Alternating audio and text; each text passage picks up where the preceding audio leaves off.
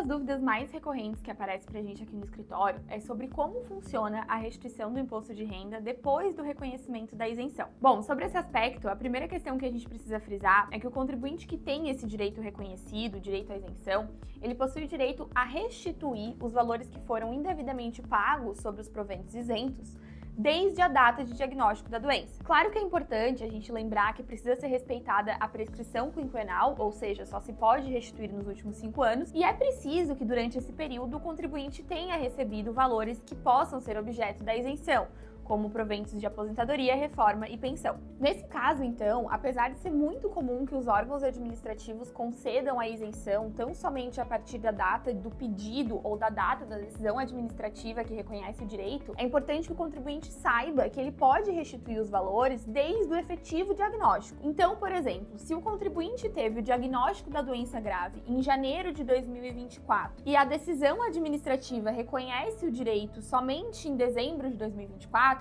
é possível que a gente busque a restituição desses outros meses em que ainda houve retenção e pagamento de imposto de renda sobre os proventos isentos. Bom, e aí quem é responsável por restituir esses valores então? A gente vai ter dois casos. O primeiro é quando a gente tem uma decisão administrativa que reconhece a isenção durante todo o período.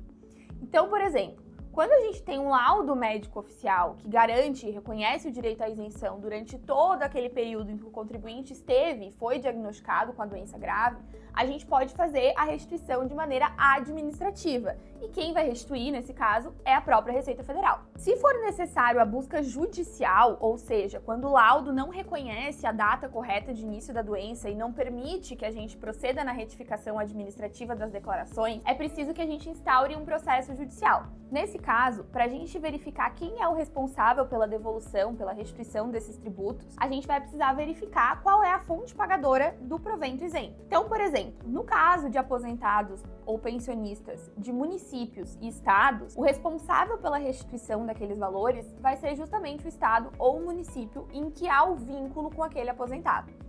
Já nos casos de aposentados federais ou que tem uma complementação da aposentadoria privada, a responsável pela restituição desses valores vai ser a própria União. Essas são algumas das perguntas que mais aparecem pra gente sobre como funciona a restituição do imposto de renda quando já há o direito à isenção reconhecido. Se você gostou desse vídeo, não esquece de curtir, compartilhar e nos seguir no canal para mais conteúdos como esse.